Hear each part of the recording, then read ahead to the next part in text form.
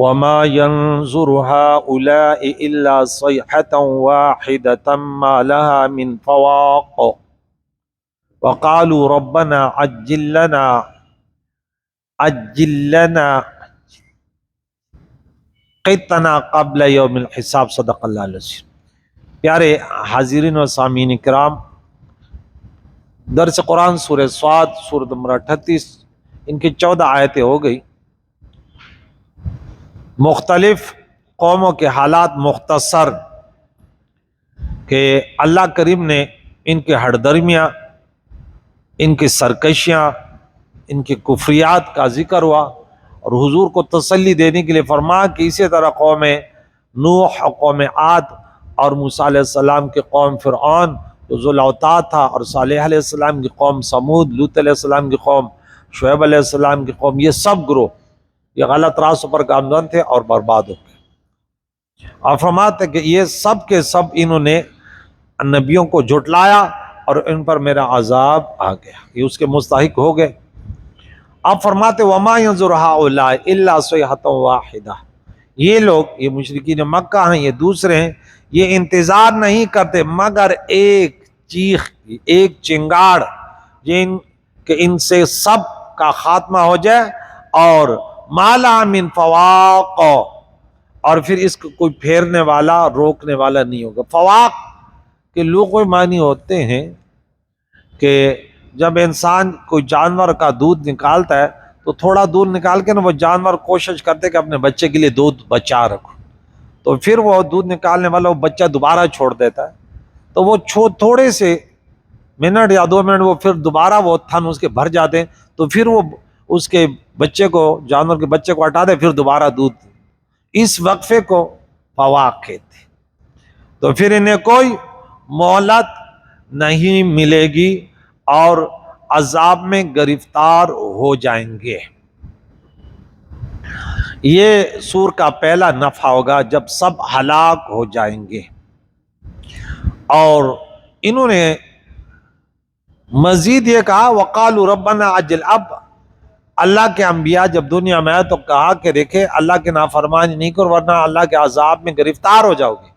مشرکین مکہ یہ سن کے، اور خاص کر یہ نضر بن حارث تمسخر کے طور پر، تو کہنے لگا اے ہمارے رب عجل لنا، جلدی کر دے ہمارے لیے، قطنا ہمارے حصے کے، جو ہمارے حصے کا عذاب ہے نا کفر و شرک کا، وہ ہمیں دے دے بس۔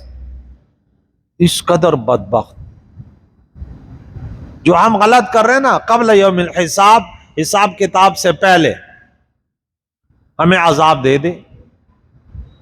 اللہ تعالیٰ فرماتے اصبر علی ما یقولون واذکر عبدنا داؤد ذی الایاد، اے میرے محبوب صبر کرو، صبر کرو، یہ جو کہتے ہیں، اور ہمارے بندے داؤد علیہ السلام جو نعمت والا، جو قوت والا تھا، ان کا ذکر۔ اب دیکھیں یہاں پہ تسلی کے لیے کہ کسی کے دل میں یہ اعتراض آتا ہوگا یا خیال آتا ہوگا کہ دیکھیں دولت نہیں ہے، بادشاہت نہیں ہے، تو اس لیے لوگ کہتے ہیں کہ نہیں کوئی ہمارے میں سے کسی بڑے گروپ پر کیوں یہ قرآن نازل نہیں ہو، یہ نہیں ہوا، تو اللہ فرماتی ہے تو ان بدنصیبی ہے ان کی، ورنہ داؤد علیہ السلام کو یاد کرو کہ اللہ نے کتنی بادشاہت دی، کتنے طاقت دی اللہ تعالیٰ نے، کہ جو کون سی نعمت تھی جو اللہ تعالیٰ نے ان باپ بیٹے کو نہیں دی تھی، داؤد علیہ السلام اور ان کے بیٹے سلیمان علیہ السلام کو، تو ان کو یاد کرو۔ ہر درم ایسے ہوتے ہیں، بدنصیب ایسے ہوتے ہیں۔ اب یہاں دیکھیں داؤد علیہ السلام کی جو ان پر احسانات ہوئے ان کا ذکر اللہ تعالیٰ فرماتا ہے، باوجود اس کے کہ عقائد و جانا، یہ پہلی نمبر کا جو ہے وذکر میں، اس میں اللہ رب العزت نے باوجود اس کے کہ عقائد و جہان، قائد المرسلین ہے، رحمت للعالمین ہے، خاتم النبیین ہے، اور اس کے باوجود بھی اللہ تعالیٰ نے داؤد علیہ السلام کے مکارم اخلاق کو اپنانے کا ذکر کیا کہ دیکھیں ان کے ساتھ کیا کیا ہوا. تو فرمایا پہلی یہ نعمت، دوسرا ان کے جو خاص وجہ تھی وہ اللہ تعالیٰ نے ان کو عبدنا کہا. ہاں وذکر عبدنا، ہمارا بندہ. یہ حضور کی بھی شان ہے کہ ہم نے آیت نمبر 23 میں پڑھا تھا، قل ان 24 غالباً، قل ان کنتم فی ریب مما نزلنا علی عبدنا سبحان الذی اسری بعبدہ. تو بار بار حضور کو بھی یہ صفت ملی ہے کہ اللہ تعالیٰ نے اپنا بندہ کہا. تیسری وجہ ذل عید، ہاتھ والا یعنی قوت والا، نعمت والا. ذل عید جنہیں رب تعالیٰ نے اعلیٰ درجے کی عبادت کی توفیق بخشی تھی. آپ ایک دن روزہ رکھتے تھے اور ایک دن افطار کرتے تھے، رات کو 2 حصے میں عبادت کرتے تھے، درمیانی ایک حصے میں آرام فرماتے تھے. تو یہاں اللہ تعالیٰ نے ان کا ذکر کیا، انہو اواب. یہ ذل-عید 3 تھی، وذکر 1، عبدنا 2، ذل-عید 3.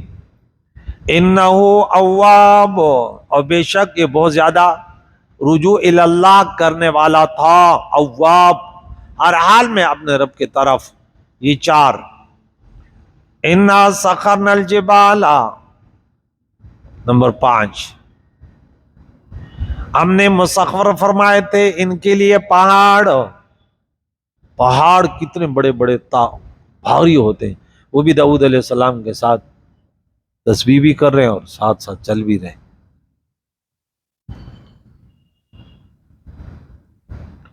اس طرح کے آپ کے حکم سے چلتے تھے، جیسے سلیمان علیہ السلام کے لیے ہوا مسخر تھی، اس کے حکم سے چلتی تھی. یسبحنا بالعشی والاشراق، اور یہ 6ٹھی نعمت کہ یہ تمام کے تمام تسبیح کرتے تھے صبح اور شام. اشراق، سورج چمکتے ہوئے. یہاں مفسرین نے اشراق کی نماز کے بڑے فوائد بیان کی جو عقائد و جہان پڑھتے تھے، کم از کم 2 اور زیادہ سے زیادہ 12. جو پڑھتے تو حج اور عمرے کے مقبول ثواب ملتا ہے. بڑے فوائد لکھے ہوئے تفسیر ہے، لیکن ہم اتنی تفسیر میں نہیں. اشراق کی نماز کے فوائد.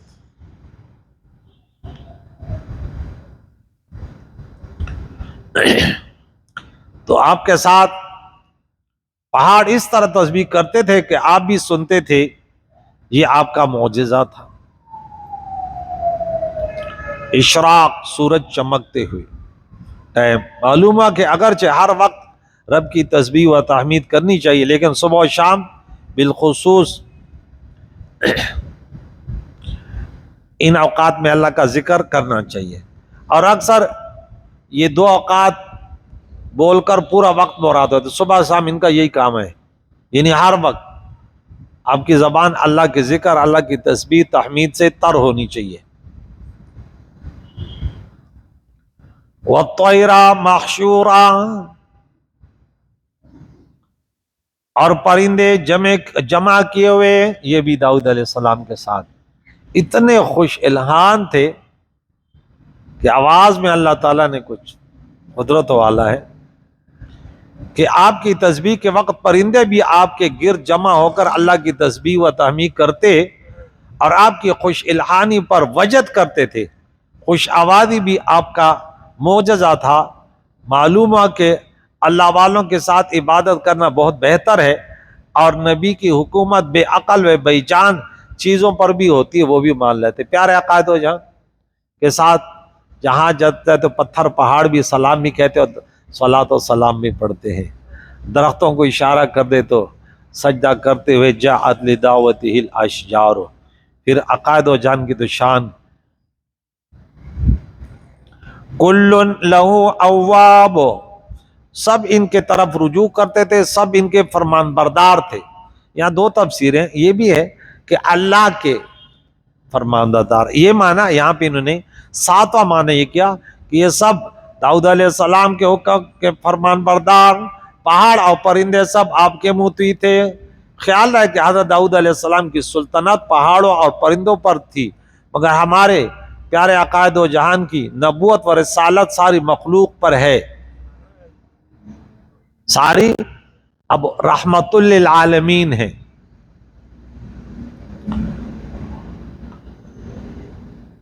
آٹھویں بات، وشددنا ملکہ، اور ہم نے اس کی سلطنت کو مضبوط بنایا، اس طرح کہ جیسے آپ کی سلطنت مضبوط ہوئی ویسی کسی کی نہ ہوئی۔ 40,000 ذرہ بند سپاہی آپ کے محل پر پہرا دیتے تھے۔ اور ہمارے نبی کی شان کیا ہے کہ اللہ تعالیٰ فرمائے اے محبوب اللہ یعصمک من الناس، 73 نمبر آئی تھی کیا تھی سورہ مائدہ میں، تو پیارے قائد ہو جانے بولا چلو اپنا اپنا کام کرو، اللہ نے ذمہ لے لیا۔ کتنے لوگوں نے کوشش کی لیکن حضور علیہ السلام، اب اللہ جس کا میں کہتا ہوں ارے ہم تو رسول اللہ کے امتی ہیں، جو عالم دین کی خدمت کرتا ہے اس کو ڈرنا نہیں چاہیے۔ ارے جتنی زندگی ہے پھر تبلیغ کرے، یہ نہیں کہ میں صبح کی نماز کے لیے نہیں جاتا مجھے کوئی مار دے گا۔ ارے نماز پڑھاتے وقت نماز کے لیے جاننے کہ وقت آپ کی نیتیں اچھی ہیں، توکل اللہ فاللہ خیر حافظ ورحمہ الرحیم، اگر موت آ گئی تو شہادت کی ہے نا۔ حضرت عمر رضی اللہ تعالیٰ بھی تو مصلی پہ کھڑے ہو کر شہادت پاتے، تو ہمیں کس چیز کا ڈر؟ لیکن کچھ تھوڑے سے پیسے آئے نا، خاص کر پیسے والا بہت ڈرتا ہے، پھر وہ کہتے ہیں صبح کی نماز کی چھٹی۔ اس دن ایک آیا بولا ہمارے امام کہتے ہیں ارے تو صبح کی نماز میں نہیں پڑھایا کر آپ کو چھوٹو۔ میں نے بولا سبحان اللہ، وہ یہ بخاری کا حدیث نہیں سنائے گا؟ کون سی حدیث؟ 1144۔ ارے شاہ صاحب کو بھی یاد ہوگی، دیکھیں اذا تکر الکلام الاسم تعرف فی القلب، بخاری جلد نمبر 1 کتاب تہجد حدیث 1144۔ جو نماز نہیں پڑھ کے سو رہا ہوتا ہے ان کے دونوں کانوں میں شیطان پیشاب کر رہا ہے۔ اب یہ سونے گا تو اس کو غیرت آئے گی، شیطان میرے کانوں میں پیشاب کرے گا، ان کی لیٹرین یہ ہے۔ اب دیکھیں انسان کو اللہ نے عزت دی، اللہ فرماتے ہم نے انسان کو عزت دی، کرمنا بنی آدمہ، اور جب یہ اللہ کی بندگی نہیں کرتا تو اتنا ذلیل کرتا ہے کہ شیطان پیشاب ان کے کان میں کرتا ہے، اور پھر ان کی سوچ غلط، ان کا پھر یہ نو ڈاکو بنتا ہے، گالیاں دیتے ہیں، فلمیں دیکھتا ہے، پھر اس کو درس قرآن میں بھی حصہ نہیں ملتا، اللہ تعالیٰ ان کو دین سے ہی دور کر دیتا ہے۔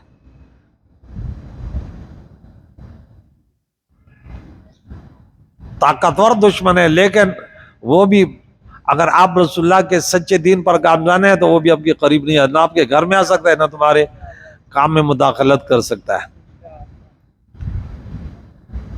یہ 8ویں بات اس وَآتَيْنَاهُ الْحِكْمَةَ، اور ہم نے انہیں حکمت عطا کی۔ حکمت سے مراد فقہ اور قول فیصل سے مراد قضاء کا علم، فیصلوں کا علم، اس پہ تھوڑی سی گفتگو کروں گا۔ یہ ہر اس کے جو ہے نا میں نے تفسیر رکھی ہوئی ہے، لیکن چونکہ ٹائم مختصر ہوتا ہے تو ہم صرف ترجمہ بس اس کا مختصر شارٹ کٹ تفسیر۔ وَفَصْلِ فصل الخطاب، اور قول فیصل دیا کہ بس یہ اللہ تعالیٰ نے ان کو ایک طاقت دی ہے۔ اس پہ تھوڑی سی بات کر دوں، 2-3 باتیں تھی یہاں دیکھیں۔ فصل الخطاب، حضرت داؤد علیہ السلام کی 10ویں فضیلت یہ کہ اللہ تعالیٰ ان کو فصل خطاب عطا فرمایا۔ ان کی تشریح کرتے ہیں کہ حضرت عبداللہ بن عباس رضی اللہ تعالیٰ عنہما اور حسن بصری نے کہا فصل خطاب سے مراد ہے عدل اور انصاف سے فیصلے کرنا۔ نمبر 2، قاضی شریح اور قتادہ نے کہا اس سے مراد ہے مدعی کو گواہ پیش کرنے کا مکلف کرنا اور مدعا علیہ پر قسم لازم کرنا۔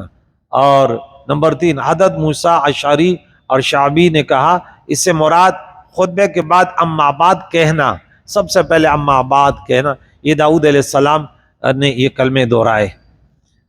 نمبر 4، اس سے مراد ہے ہر غرض مقصود میں کافی بیان پیش کرنا۔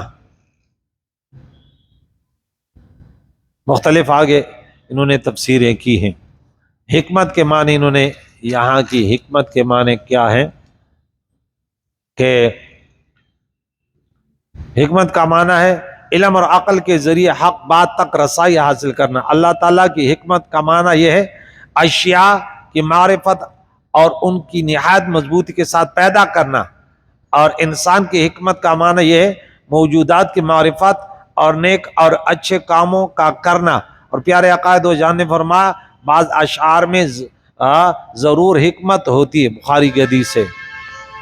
اسی طرح خطاب کا انہوں نے یہاں 6 معنی کیے ہیں۔ خطاب لغت میں اصل خطاب حکمت کا علم تقاضے کے مطابق عمل کرنا۔ اچھا نیز حکمت کی تعریف یہ مختصر معنی انہوں نے یہاں لکھے، علم کے تقاضے کے مطابق عمل کرنا، انسان اپنی طاقت کے مطابق اس چیز کو حاصل کرے جو نفس الامر واقع میں حق ہو۔ نمبر 3 وہ کلام جو حق کے موافق ہو وہ حکمت ہے، ہر وہ کلام جو معقول ہو اور فضولیات سے خالی وہ حکمت ہے، ہر چیز کو اپنے مقام پر رکھنا حکمت ہے، جس چیز کا انجام قابل تعریف ہو وہ حکمت ہے۔ وہ خطاب کا مسئلہ تھا یہ حکمت۔ وَهَلْ أَتَاكَ نَبَأُ الْخَصْمِ، اور کیا تمہارے پاس دعوے والوں کی بھی خبر آئی؟ نَبَأُ الْخَصْمِ أَتَاكَ، یا لڑنے والے یا جھگڑنے والے یا فیصلہ کرنے والوں۔ 2 فرشتے جو انسانی شکل میں مدعی و مدعا علیہ بن کر آپ کی خدمت میں حاضر ہوئے، انہوں نے قسم فرمانا ظاہری صورت کے لحاظ سے ہے، حقیقت میں یہ نہیں، یہ سمجھانے کے لیے ایسے بتایا، ورنہ فرشتے نہ لڑتے جب فردی مثال بنائی گئی۔ اذ تصور المحراب، جب وہ دیوار کود کر داؤد علیہ السلام کی مسجد میں اس کے محراب میں آئے، جہاں داؤد علیہ السلام عبادت کرتے تھے اور وہیں بیٹھ کر لوگوں کے فیصلے فرماتے تھے، تو وہاں بھی فرشتے آ گئے۔ اذ دخلوا علی داؤد، جب یہ داخل ہوئے داؤد علیہ السلام کے پاس، ففزع منهم، داؤد علیہ السلام گھبرا گئے کہ کیسے اچانک دیوار کے پلنگر کیسے آ گئے۔ قالوا لا تخف، انہوں نے کہا مت ڈریے، کیونکہ دروازہ بند تھا اور یہ دونوں اندر پہنچ گئے۔ صوفیاء اکرام فرماتے ہیں کہ آپ کا خوف رب سے تھا، فرشتوں کی وجہ سے آپ سمجھ گئے تھے کہ ان کے آمد سے مجھے عتاب فرمانا ہے، اللہ کی طرف سے کوئی عتاب ہے، کیونکہ آپ تو لا خوف علیہم والوں میں سے ہیں، آپ کی برکت سے دوسروں کے ڈر خوف دور ہوتے، تو آپ کیوں ڈر رہے ہیں؟ خصمان بغا بعضنا علی بعض، ہم 2 فریق ہیں، ایک نے دوسرے پر زیادتی کی ہے۔ اسے 2 مسئلے معلوم ہیں، ایک یہ کہ فتویٰ حاصل کرنے کے لیے فردی شکل بنانا جھوٹ نہیں، فرضی شکل جب بنانا، جیسے کہا جاتا ہے کہ زید نے اپنی بیوی کو طلاق دی حالانکہ اس نے نہیں دی۔ دوسرے یہ کہ نبی کی عظمت رب تعالیٰ اور ملائکہ بھی کرتے ہیں، حضرت داؤد علیہ السلام کو اس طرح توجہ کیا کہ ان پر ڈائریکٹ نہیں بلکہ مثال پیش کر کے، کہ کسی فعل شرعی پر اعتراض یا زبان تا دراز کیے بغیر، اب کوئی اس طرح کرے تو بے ادبی ہے نا، کس انداز سے کہ اب داؤد علیہ السلام کے جو ظاہری جو خطا اتحادی تھی اس کو کس انداز سے اللہ تعالیٰ سمجھا رہے ہیں۔ یہ اللہ والے کے، اللہ کے نبیوں کی شان ہے۔ اب کوئی کہتے ہیں ہمارے جیسے نبیوں کی بہت بڑی شان ہے۔ آپ فیصلہ فرمائیے، فاحکم بیننا بالحق، ہمارے درمیان حق اور سچا فیصلہ، ولا تشطط، زیادتی بے انصافی نہ کریں، واہدنا الی صراط الی سواء الصراط، اور ہمیں سیدھا راہ بتا دیجیے، سیدھا فیصلہ ہمیں بتا دیں، یعنی بغیر کسی رعایت، کسی کی رعایت نہ کریں، جو حق ہے وہ فرما دیجئے۔ اس معلومہ کہ مسئلہ پوچھنے والا مفتی سے اور مقدمہ والا حاکم سے ایسے الفاظ کہہ سکتا ہے میں حاکم کی توہین نہیں ہے۔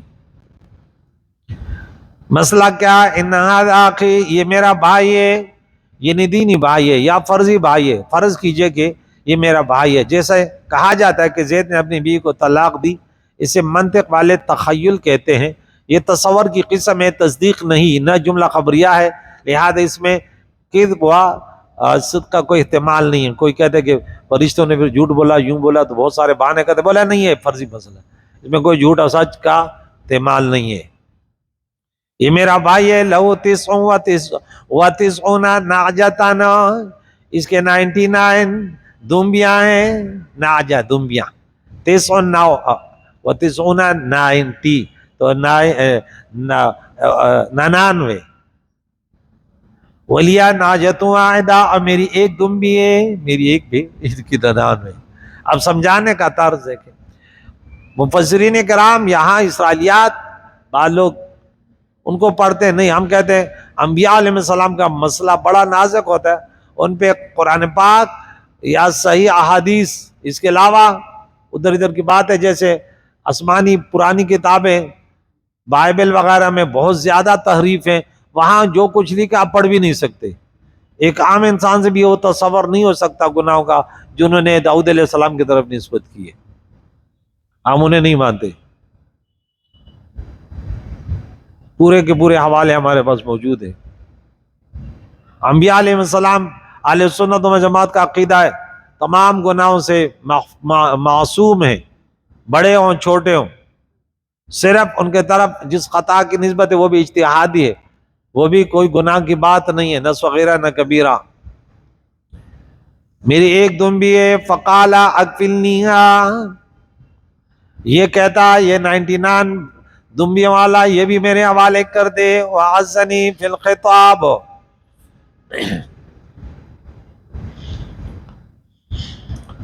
اور یہ بعد میں بھی مجھے بڑا طاقتور ہے، میرے اوپر زور بھی ڈال رہا ہے۔ یہ واقعہ کہ حضرت داؤد علیہ السلام کی 99 بیویاں تھیں، اور آپ نے ایک عورت کو اور بھی نکاح کا پیغام دیا، جس کو ایک اور شخص پیغام دے چکا تھا، اس عورت نے آپ سے نکاح کر لیا۔ بعض نے فرمایا کہ وہ عورت دوسرے کے نکاح میں تھی، آپ نے اس سے طلاق حاصل کر کے اس عورت سے نکاح کر لیا، جیسے کہ زمانے میں یہ بعض مفسرین نے یہ توجیہ بیان کی، جیسے اس زمانے میں عام رواج تھا، چونکہ شان نبوت بہت بلند ہے، اس لیے رب تعالیٰ نے آپ کو اس طرح متوجہ فرمایا۔ اس عورت کا نام منشا بنت شاہ تھا، اس کے خاوند کا نام اریہ بن حبا نہ تھا، مختلف تفسیروں نے لکھا۔ تو دیکھیں ہر علاقے کا اپنا اپنا رواج ہے، کہ اب ہمارے شریعت میں تو اللہ کے نبی علیہ السلام فرمایا کہ اگر کسی نے کسی عورت کے طرف، خصوصاً میں شرک کراچی والے کو مخاطب کر کے کہتا ہوں، کسی نے اور پہلے پیغام دیا وہ منگنی کرے تو آپ کو حق نہیں ہے کہ وہاں پہ جائیں، اور یہاں تک کہ کوئی ایک چیز خرید رہا ہے تو آپ نہیں کہ اس میں جا کے گھس جائیں۔ منڈیوں میں وغیرہ میں ہوتے ہیں دلال وغیرہ ہوتے ہیں، یہ شخص خرید رہا ہے، کہتے یار میں خریدوں، وہ دوسرا ملا ہوا ہے، کہتے یار میں بھی خریدتا ہوں، کہتے نہیں یار تو سیٹ پہ ہو جا میں اس کو دیتا ہوں، وہ کہتے نہیں یار کتنے کا خریدے، بولے 2000 کا، بولے یار بس 3000 کا مجھے دے دینا۔ اب وہ خریدنے کے چکر میں نہیں ہے، اللہ کے نبی نے منع کہ اس کو چیزوں کو اس کا جو ہے نا وہ بڑھانے کے چکر میں۔ تو یہاں اسی طرح عورت کو کسی نے نکاح کا پیغام دے، دوسروں کا حق نہیں ہے، لیکن ہمارے کراچی شہر میں یہ آزادی ہے، یہاں تو کسی کی منگنی ہوئی ہے 2 سال بھی ہو گئے، دوسرا آ کے وہ کہتے منگنی توڑا دو، ہم پیسے والا ہیں، بولے ٹھیک ہے، لیکن ہمارے خود ہمارے پٹھانوں میں تو کسی نے منگنی کا پیغام دیا ہوا ہے کہ ہم یہاں منگنی کرنا چاہتے ہیں، اور دوسرا آ گیا تو بھائی یہ گولی کھا گیا۔ لیکن وہاں بڑے وہ تو اگر کہہ دے نا صرف منگنی کا پیغام دے دیا، وہ کہتے نہیں دے رہے، بولے کون ہے کہ اس کے پاس نکاح کا پیغام لے آئے گا، ہم دیکھتے ہیں، وہ کہتے نہیں بھائی ہم نہیں آ رہے، اب کیوں فری میں دشمنی لے، وہ بھی غلط ہے یہ بھی غلط ہے، دونوں غلط ہے۔ توجہ توجہ، بات نہیں بیٹھے گی ذہن میں، بات نہیں بیٹھے گی ذہن میں، تبصرے میں نہیں بیٹھے گی ذہن میں۔ تو یہ بات ہمارے شریعت میں اس طرح نہیں ہونا چاہیے۔ اب پیسوں کے لیے بھاگ دوڑ رہے ہیں، رشتے کو توڑ رہے ہیں، وہ کہتے ہیں یار میں جو ہے نا 1 سال بعد شادی کروں گا، بولے توڑا ہے، ہم فلاں کو اچھا رشتہ آیا ہے اس کو دیتے ہیں۔ یہ میرے مقتدیوں میں بھی ہوا ہے، اس نے بولا میں تو سال بعد وہ رشتہ، بولے نہیں یار اچھا رشتہ آیا ہے، بولے چلو اس کو سیٹ پہ کرو، اس کو دو۔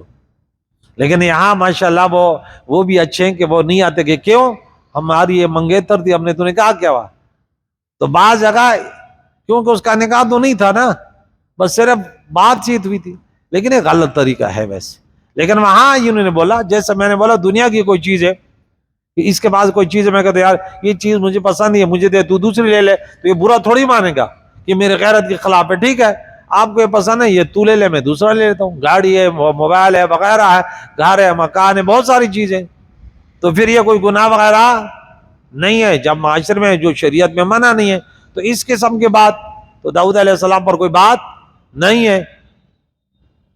ورنہ انبیاء کے تو بڑے مرتبے ہیں جو نسبت ہے انہوں نے کی، وہ عام انسان سے بھی اس طرح تصور نہیں ہوتا. یہ تو صاحب رسالت ہے، اللہ نے رسالت عطا کی. داؤد علیہ السلام فرمانے لگے لقد ظلمک بسؤال ناجتک الی نعاج،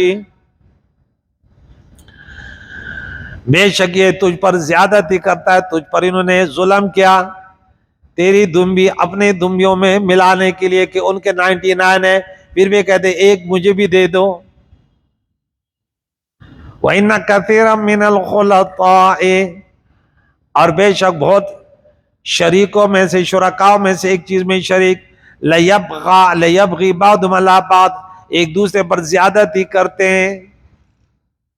اسے زیادتی فرمایا، ظلم نہ فرمایا، کیونکہ کسی کو کسی چیز کے فروخت کے رغبت دینے یہ ظلم نہیں ہے. زیادتی سے مراد خلاف استحباب ہے. لیکن الا الذین آمنوا وعملوا الصالحات، مگر وہ جو ایمان لے اور نیک اعمال کیے، وقلیل ماہم، لیکن ایسے بہت تھوڑے ہیں. چونکہ یہ فتویٰ تھا، فیصلہ نہ تھا، اس لیے آپ نے دوسرے شخص کا بیان نہ لیا. جیسے حضور سے ہندہ رضی اللہ تعالیٰ عنہ، حضرت امیر معاویہ کی والدہ زوجہ ابو سفیان نے اپنے خاوند کی شکایت کی حضور کے پاس آ کر، میرے یہ شوہر کنجوس ہے، مجھے خرچہ نہیں دیتا. ابو سفیان تو فرمایا کہ ان کے جیب سے نکال لیا کرو. حالانکہ ابو سفیان غائب تھے، صرف ایک کا بیان سن کر فتویٰ دے دیا کہ اتنا بقدر ضرورت عورت تو گھر میں خرچ کرے گی نہیں، ایک شوہر اتنا ہی کنجوس ہے. تو یہ بہت کم گھر ایسے ہوتے ہیں کہ وہ شوہر جو ہے اپنے لیے وہ ایک جگہ بنائی ہوتی ہے، اس میں تالا بھی لگایا ہوتا ہے، اور ہم تو بھائی تنخواہ گئی تو پھر دیکھتے بھی نہیں، دے دیے تو بس. ہاں جو خرچہ لگتا ہے 500 چاہیے، ختم ہو گیا ختم ہو گیا. اب پیسہ کتنی چیزیں یار، آپ نے الگ تالا لگا ہوا ہے یہ، اور پھر وہ 500 کہاں لگا دیے، پھر اجزا دے دے، اور پھر وہ بھی ایسی بن جاتی، بولے چلو ٹھیک ہے میں بھی دیکھتی ہوں. کما تو دین ہو تو دان، جیسے کرو گے ویسے بھرو گے، پھر وہ بھی ٹھکانے پہنچا دیتی. انسان مخلص ہو نا، آپ ہمیشہ مخلص رہیں، آپ کے گھر والے، آپ کے رشتہ دار، آپ کے دوست سب مخلص رہیں گے. شرط ہے کہ آپ مخلص ہو جائیں. بس کسی کو مخلص بنانا ہے تو مخلص بن جاؤ، یہ طریقہ یاد رکھو. کنجوس بن جاؤ کہ پوری دنیا تیرے لیے کنجوس بن جائے گی، یہ دنیا کا قانون ہے. اللہ کنجوسی سے بچائے. فرشتے ہوتے ہیں نا، صبح آواز کرتے ہیں اللہ بخیل کو. ہم اس کے لیے ابھی جو ہے نا کیمرے کا بندوبست کریں، دیکھتے ہیں سامعین میں کتنا حصہ لے رہے ہیں، کتنا جلد ہمارا کیمرہ ہوا آتا ہے. اب یہ تیزی سے ایک دوسرے سے آگے بڑھ رہے ہیں. میں نے تو ان کو دیکھا ماشاءاللہ جن کے کوئی کاروبار نہیں ہے، انہوں نے بھی، لیکن ہمیں ایسوں سے نا، میں کہتا یار ایسے لوگ تعاون نہ کریں، لیکن ہمارا ان کی محبت ہے. ہم تو کہتے ہیں نا کہ دیکھو یہ موقع ملتے ہیں زندگی میں، قرآن کی خدمت کے اللہ تعالیٰ موقع دیتا ہے، ورنہ ہمیں کیا ضرورت. ہم تو بھائی اس پر بھی چلائیں گے، آواز پہنچ جاتی ہے. لیکن نہیں، پھر بھی کہتے ہیں قرآن کی خدمت ایسے ہو کہ فضولیات میں کروڑوں روپے ہمارے ضائع ہوتے ہیں. ارے خدمت قرآن پر اگر لگ جائے، کسی کا مال لگ جائے تو کیا بات ہے، قبر میں روشنی ہوگی. جس دن اٹھے گا قیامت کے دن، ارے بتاؤ تو صحیح جو میں نے مال دیا تھا خرچ کہاں کیا. پھر وہ دن یاد آئے گا کہ ارے ہمارے مسجد میں ایک امام درس قرآن دیتا تھا، یا اللہ تمہیں تو پتا ہے پوری خدمت میں نے کی تھی. میرے سید حبیب عمر یمن کے دارالمصطفیٰ کے بانی، بہت بڑے ولی کامل ہیں. ہاں ایک اس علاقے کا وڈیرا، اس نے بولا ہم ذمہ دار ہیں، کروڑ پتی کھرب پتی تھا، لیکن ان کے ایسے خادم بنے کہ ان کے مدرسے کے جو گدار ہی اس نے سنبھالی.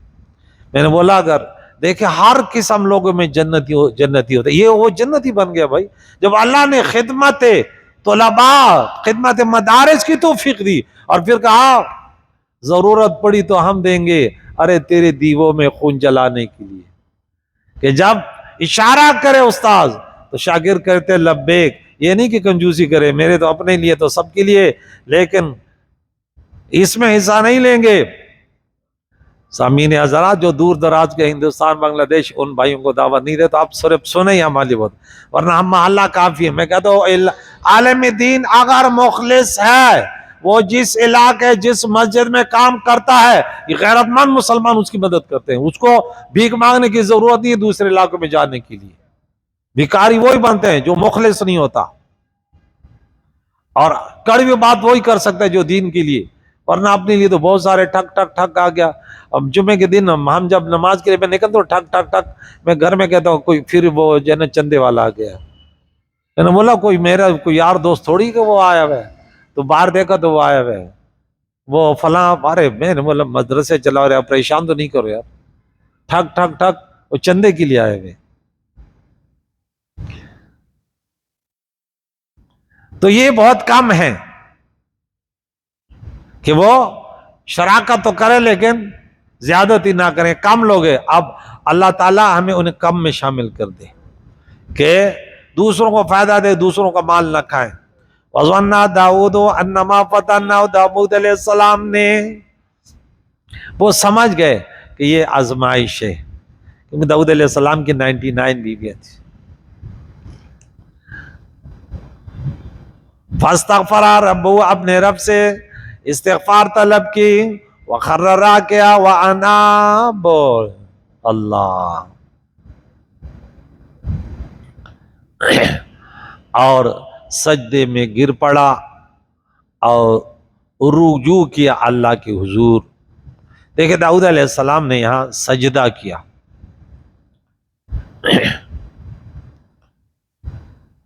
آپ کا یہ سجدہ توبے کا تھا، ہم اس جگہ جو سجدہ کریں گے وہ قبول توبے پر شکر کا ہوگا، ہم پر بھی سجدہ یہاں واجب ہے نا۔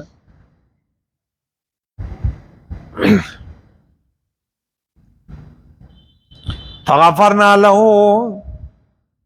ہم نے اس کے طرف رجوع کی، ان کی مغفرت فرمائی، جیسے آدم علیہ السلام 350 سال تک۔ ربنا ظلمنا انفسنا وان لم تغفر لنا وترحمنا لنکونن من الخاسرین، کسی نبی سے گناہ نہیں ہوا، اور تھوڑی سے لغزش پہ اتنے روئے، اتنے وہ کیے، کیونکہ ہمیں تعلیم دینا مراد تھا، ورنہ وہ تو معصوم تھے، ہمیں تعلیم دینا مقصود تھا۔ انسان تو بڑے بڑے گناہ کرتا ہے، کھلم کھلم کرتا ہے، ہاں، اور پھر بعض تو ایسے وہ گناہوں پر فخر کرتے، دوسروں کو بھی بتاتے رہتے۔ میں تو صبح 12 بجے اٹھتا ہوں، نماز جمعے کے دن پڑھ لیتا ہوں، بعض کہتے ہیں عید کے دن میں پڑھ لیتا ہوں نماز۔ یہ کون سا مسلمان؟ ایک تو ہوتا ہے چائنا مسلمان، یہ پتہ نہیں کون سا مسلمان۔ اللہ سب کو 5 وقت سچے پکے نمازی بنائے، ہاں، معاف فرما دیا۔ مغفرت لغزش سے تھی، نہ کہ گناہ سے۔ انبیاء کرام گناہوں سے معصوم ہوتے ہیں، سوائے انبیاء کے دوسروں کو معصوم ماننے والے آپ جانتے ہیں کون ہوتے ہیں، نام لیے بغیر آپ جان گئے۔ وَإِنَّ لَهُ عِندَنَا لَزُلْفَىٰ، اور بے شک داؤد علیہ السلام، کسی کے ذہن میں غلط خیال نہ ہے، ہمارے ہاں اس کے لیے قرب و حسنہ، اور اچھا معاف ٹھکانہ، دنیا و آخرت میں۔ معلوم ہوا کہ مقبولوں سے اگر کوئی لغزش ہو جائے تو اس سے ان کے مراتب و درجات میں کمی نہیں ہوتی۔ آدم علیہ السلام گندم کے کھانے پر بھی خلیفۃ اللہ ٹھہرے، بلکہ لغزش ان کی خلافت الہی کے ظہور کا ذریعہ بنا۔ آدم جو نکلا خلد سے، یہ بھی کچھ اصرار تھا، گندم دانہ تھا بہانہ، ماجرا کچھ اور تھا۔ یہ تو اولاد کو سمجھانا تھا، شیطان کے لیے، ان کے لڑنے کے لیے تیار کرنا تھا۔ یا داؤد، اللہ نے مخاطب کر کے فرمایا، اے داؤد علیہ السلام، ہمارے نبی کی شان ہے، اللہ نے ایک مرتبہ بھی قرآن میں نے کہا یا محمد، فرما یا ایھا النبی طٰہٰ یاسین یا ایھا المدثر یا ایھا المزمل انا جعلناک خلیفہ، ہم نے تمہیں زمین میں خلیفہ بنایا، فی الارض فاحکم بین الناس بالحق، سچے حق کے پکے فیصلے فرما لوگوں کے درمیان، ولا تتبع الہوی ولا تتبع الہوی، خواہشات کی پیروی نہ کر لوگوں کی، فیضلک عن سبیل اللہ، اللہ کے راستے سے تجھے بہکا دیں گے۔ لوگ تو اسی کے چکر میں ہوتے ہیں۔ ہوا سے مراد لوگوں کی خواہشات نفسانی ہے، نہ کہ اپنے نفسی خواہشات، کیونکہ ان بزرگوں کے نفسی خواہشات رب کی رضا میں فنا ہو چکے ہوتے ہیں۔ رب فرماتا ہے وہ جب بولتے بھی ہیں تو وہ ما ينطق عن الهوى ان الذين يضلون عن سبيل الله، بے شک وہ لوگ جو اللہ کی راہ سے بھٹک گئے، لهم عذاب شدید بما نسوا يوم الحساب، ان کے لیے سخت عذاب ہے بسبب اس کے کہ قیامت کے دن کا حساب کتاب بھول گئے۔ اللہ تعالیٰ نے مسلمانوں کے مخاطب کر کے فرمایا اے مسلمانوں ان لوگوں جیسے مت بنو، ولا تکونوا کالذین نسوا اللہ فانساهم انفسهم اولئک هم الفاسقون، وہ اللہ کو بھول گئے تو نقصان کیا ہوا؟ اپنے آپ کو بھول گئے۔ اب اللہ تعالیٰ فرماتا ہے مجھے یاد کرو میں اپنی نعمتوں میں، فاذکرونی یاد کرو کم، سورۃ نمبر 2 آیت نمبر 152، مجھے یاد کرو میں تمہیں نعمتوں، تم دعاؤں میں مجھے یاد کرو میں عطاؤں میں یاد کروں گا، تم خوشیوں میں مجھے یاد کرو میں تمہیں مصیبتوں میں یاد کروں گا، تم مانگنے میں مجھے بات کرو میں دینے میں تمہیں یاد کروں گا، تم مجھے عبادت میں مجھے یاد کرو میں اپنے رحمتوں سے مالا مال کروں گا، اور قیامت کو مت بھولو تم نے ان کا حساب دینا ہے۔ تو اگر وہ قیامت کو یاد رکھتے تو غلط عقیدے یا غلط اعمال اختیار نہ کرتے، لوگوں سے رشوت لے کر غلط فیصلے نہ کرتے۔ تو دیکھیں اب داؤد علیہ السلام کا واقعہ پوری دنیا کے لیے کہ فیصلہ برحق کرنا ہے، ایک اصول وضع کیا کہ دیکھیں کوئی بھی فیصلہ کرے تو صحیح فیصلہ کرے، کیونکہ ان کا بہت بڑا مرتبہ ہے۔ بھلے پیارے عقائد و جہاں علیہ السلام وہ جو سورہ غالباً سورہ نساء میں، ہاں سورہ نساء میں ہے کہ وَلَوْ أَنَّهُمْ إِذْ ظَلَمُوا أَنفُسَهُمْ جَاءُوكَ فَاسْتَغْفِرُوا اللَّهَ وَاسْتَغْفَرَ لَهُمُ الرَّسُولُ لَوَجَدُوا اللَّهَ، تو اب پھر 65 نمبر آیت میں فَلَا وَرَبِّكَ لَا يُؤْمِنُونَ حَتَّى يُحَكِّمُوكَ فِيمَا شَجَرَ بَيْنَهُمْ، کہ جب تک تمہیں اپنا فیصلہ کرنے والا نہ مانے اپنے اختلافات اور اپنے جھگڑوں میں، تو تیرے رب ہونے کی قسم ایمان سے محروم رہیں گے۔ اور فیصلہ جب آپ سنائیں اور اس کے بعد وَلَا يَجِدُوا فِي أَنفُسِهِمْ حَرَجًا مِمَّا قَضَيْتَ وَيُسَلِّمُوا تَسْلِيمًا، اس فیصلے کو خوشی سے قبول کرے، یہ ہمارے نبی کا فیصلہ ہے۔ آج قرآن و حدیث کے صورت میں میرے نبی کے پیغام موجود ہے۔ اللہ تعالی ہم سب کو اس کے سامنے سر تسلیم خم ہونے کی توفیق عطا فرمائے۔ یا اللہ میرے کثیر تعداد سے اس مسجد میں جتنے مسلمان آتے ہیں دل کے گہرائیوں سے تڑپ سے دعا کرتے ہیں اللہ ان کی مشکلیں آسان فرما، ان کے بیماروں کو شفا دے، اللہ عزت کا جینا عطا فرما، پیارے اللہ ذلت سے بچا، ان کے اولادوں میں علماء پیدا فرما دے، پیارے اللہ یا اللہ دین کی خدمت کی توفیق عطا فرما۔ یا اللہ ہمارے دل تیرے اختیار میں، ہمارے دلوں کو دین کی خدمت کے لیے اللہ کھول دے۔ اللہ تو بڑا رحیم اور کریم ہے۔ ان سب سامعین اور خصوصاً حاضرین کے مرحومینوں کی یا اللہ اصال ثواب یہ درس یا اللہ سب کی مغفرت فرما، درجات بلند فرما، ہم زندوں کو دین اسلام پر جینے سے پر موت نصیب فرما۔ وصلی اللہ تعالی علی خیر خلقی محمد وعلی آلہ وصحبہ اجمعین۔